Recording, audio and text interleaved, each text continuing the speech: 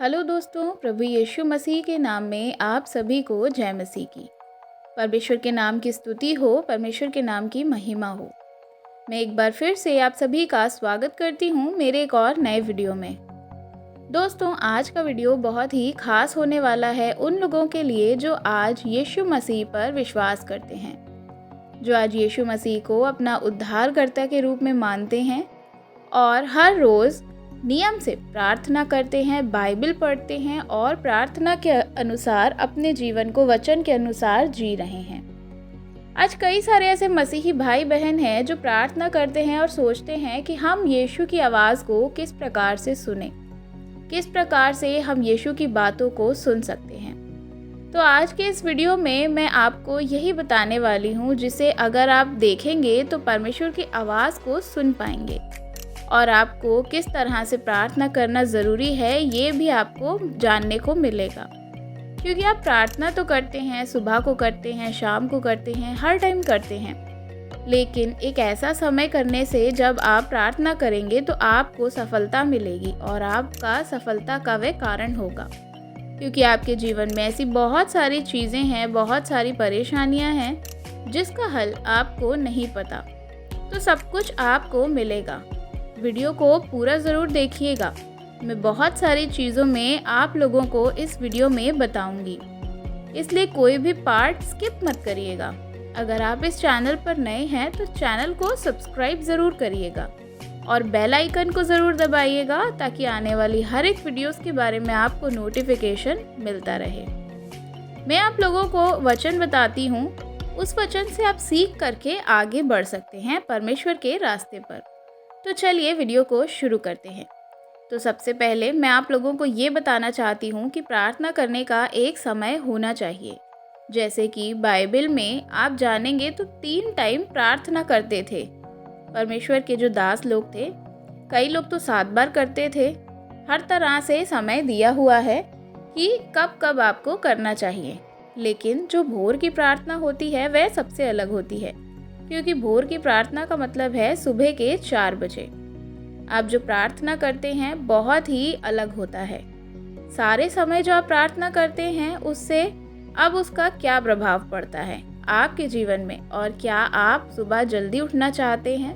इस कारण मैं आपको बताती हूँ, क्योंकि सुबह ऐसा समय होता है कि आप रात में चाहे कितना भी जल्दी सो जाएं, लेकिन आपको सुबह उठने का कभी मन ही नहीं करेगा।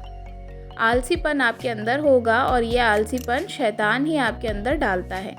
लेकिन आपको इस चीज़ को समझ लेना है कि अगर आप कुछ चीज़ों को करने से शैतान को रोक रहे हैं कि आप वही चीज़ नहीं कर पा रहे, तो सबसे ज़्यादा ज़रूरी है आपके लिए कि आप वही चीज़ों को करने की कोशिश करें। इसलिए जब हम सही काम करने को जाते हैं तो शैतान उसमें रुकावट डालता है। तो ये जो सुबह का समय है, इस वक्त आपको आलस आता होगा, आप उठ नहीं पाते होंगे भोर को, और इसी वजह से आपको जो आशीष मिलनी होती है वह क्या करता है, शैतान चोरी कर ले जाता है। क्योंकि वह तो है ही चोर, वह चोरी करने और नाश करने और घात करने ही आता है। जब हम बाइबल में पढ़ते हैं, मत्ती 14 अध्याय उसकी 25वीं आयत में इस प्रकार से लिखा हुआ है, यीशु रात के चौथे पहर झील पर चलते हुए उनके पास आए।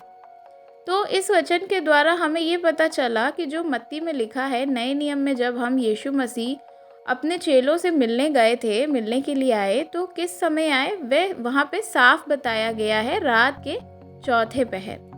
अब रात का चौथा पहर कौन सा समय होता है, सुबह के 4 बज रहे थे।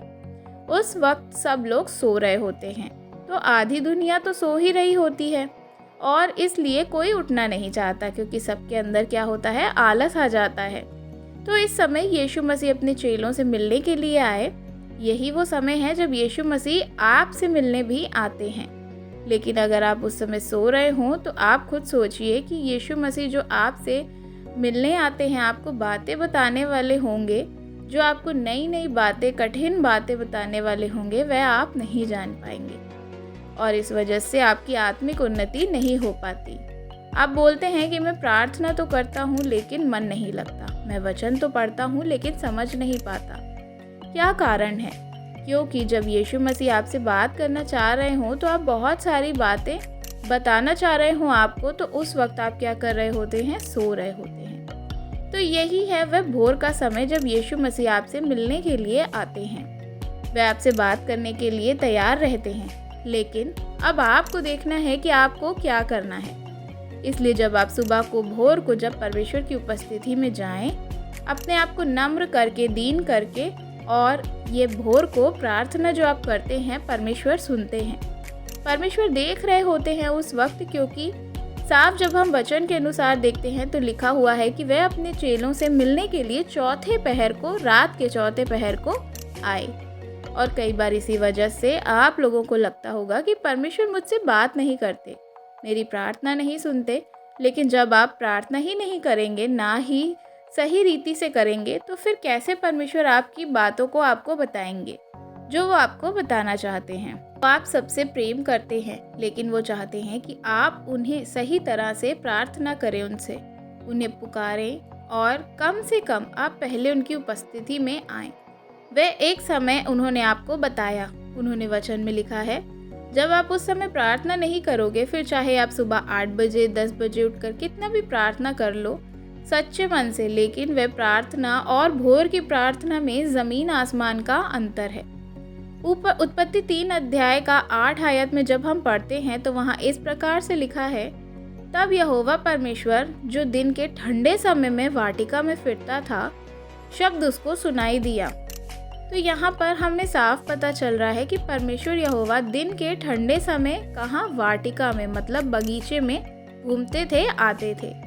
तब की बात है पुराने नियम की। यहाँ वचन में जिसमें हम देखते हैं आदम और हवा को जब परमेश्वर ने बनाया, आपको पता होगा कि वह सबसे पहले मनुष्य थे जिसको परमेश्वर ने बनाया, वह आदम था। तो जब आदम और हवा ने पाप कर दिया, शैतान ने उन्हें बहका दिया, तो वह छुप रहे थे परमेश्वर से। कहीं परमेश्वर हमको देखेंगे और हमसे पूछेंगे कि तुम कहाँ हो, तो हम क्या बोलेंगे? तो उसी वक्त वचन में लिखा है कि वे दिन के ठंडे समय घूम रहे थे बगीचे में, वाटिका में, और परमेश्वर का शब्द आदम और हवा को सुनाई दिया। तो कब सुनाई दिया? लिखा है दिन के ठंडे समय। अब आपको पता होगा, चाहे सर्दियों का मौसम हो चाहे गर्मियों का मौसम हो, जो भोर का 4 बजता है, भोर के 4 बजे आपको बहुत ही ठंडक महसूस होती है, बहुत ही ठंडा समय होता है। उस वक्त ठंडा ही मौसम होता है, इसलिए उस वक्त क्या लिखा है कि परमेश्वर का शब्द उन्हें सुनाई पड़ा। वैसे ही इस वचन के द्वारा आपको भी ये जान लेना चाहिए कि अगर आप उस वक्त परमेश्वर को पुकारते हैं, परमेश्वर की आवाज़ आपको सुनाई देगी, परमेश्वर आपसे बात करेंगे, आप समझ पाएंगे कि आपको आपके जीवन में कौन सा निर्णय किस तरह से लेना है, क्या आपके लिए ये सही है या नहीं, परमेश्वर आपको सिखाएंगे। लेकिन जब आप सीखने के लिए तैयार ही नहीं हैं, तो फिर कैसे परमेश्वर आपको बताएंगे? इसलिए ये वचन के अनुसार आप काम करके देखिए, आप प्रार्थना उस वक्त करके देखिए, सच्चे मन से अपने मन को खोल कर उनके सामने हर एक चीज़ों को बोल दें, उन्हें पुकारे सच्चे हृदय से, परमेश्वर ज़रूर आपकी प्रार्थना को सुनेंगे।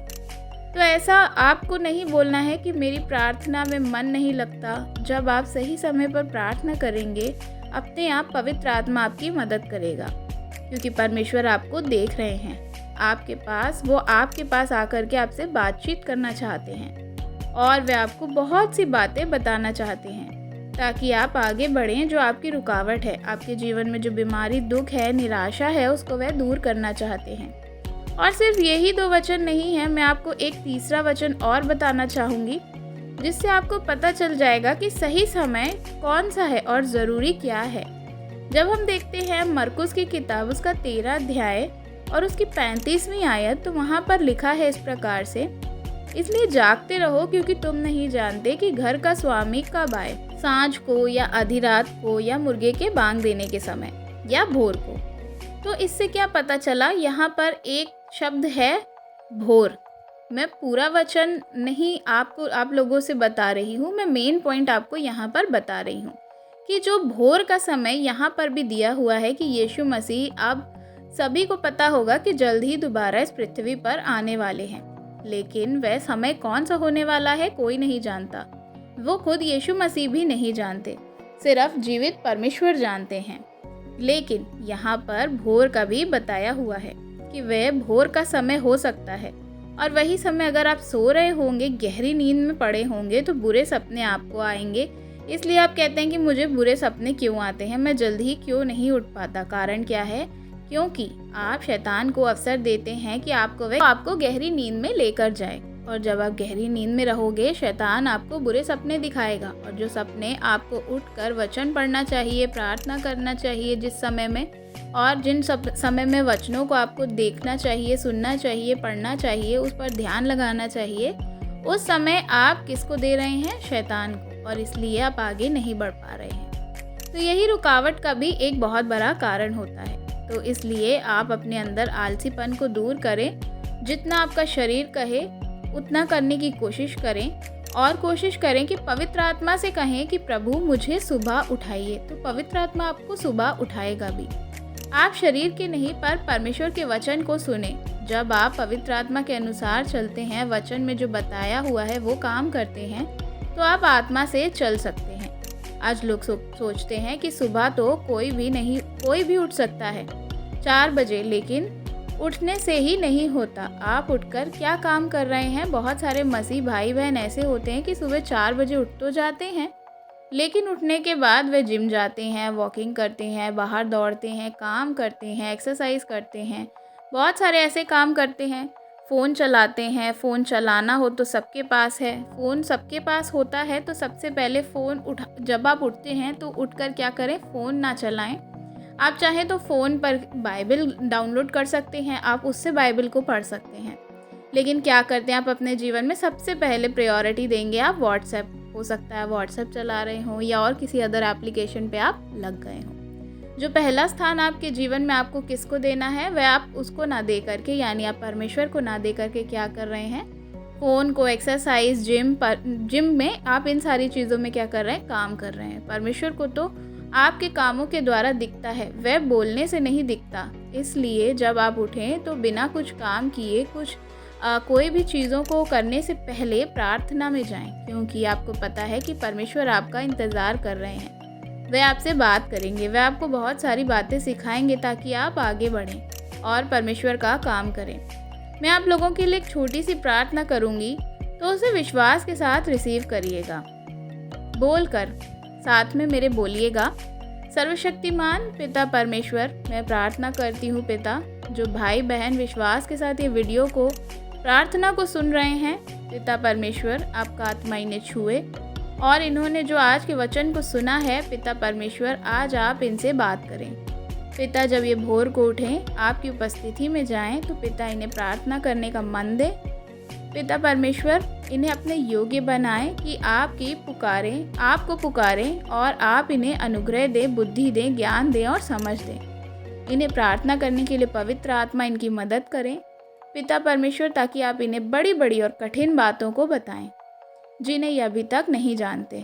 पिता, ये आपकी सारी बातों से अनजान हैं, ताकि इनकी आत्मिक उन्नति ना हो सके, पर आप इनकी आत्मिक आँखों को खोल दीजिए ताकि इनकी आत्मिक उन्नति हो सके। इन्हें आप आगे बढ़ाइए पिता, अपने कामों के लिए इन्हें इस्तेमाल करें। यीशु के नाम में इस प्रार्थना को मांगती हूँ, आमीन। परमेश्वर आप परमेश्वर की आवाज़ को सुन सकें और परमेश्वर के वचनों को पढ़ सकें। आप प्रार्थना इस तरह से करिए, परमेश्वर आपको समझ देंगे, बुद्धि देंगे। शैतान जो है आपके अंदर आलसपन लाता है, बुरे सपने दिखाता है, रुकावट लाता है, उससे परमेश्वर आपके जीवन में क्या करेंगे? इन सारी बाधाओं को दूर करेंगे और आपको दोबारा से क्या करेंगे? उठाएंगे, खड़ा करेंगे और आपको तैयार करेंगे हर एक बातों के लिए। मैं आशा करती हूँ कि आज की इस वीडियो से आपने काफ़ी कुछ सीखा होगा। इस वचन को सुनने के बाद आप उठेंगे, मुझे कमेंट करके आप ज़रूर बताइएगा, और इस वीडियो को भी ज़्यादा से ज़्यादा लोगों के तक शेयर करिएगा, ताकि वह लोग भी सुबह को भोर को उठ करके प्रार्थना कर सकें, और प्रार्थना कितनी ज़रूरी है उनको भी ये समझ में आने पाए। तो मैं आशा करती हूँ कि अगर वीडियो पसंद आई होगी तो आप वीडियो को लाइक ज़रूर करिएगा। अगर नए हैं चैनल पे तो चैनल को सब्सक्राइब करना बिल्कुल भी मत भूलिएगा, और मसीह भाई बहनों के साथ वीडियो शेयर करिएगा। God bless you. जय मसीह।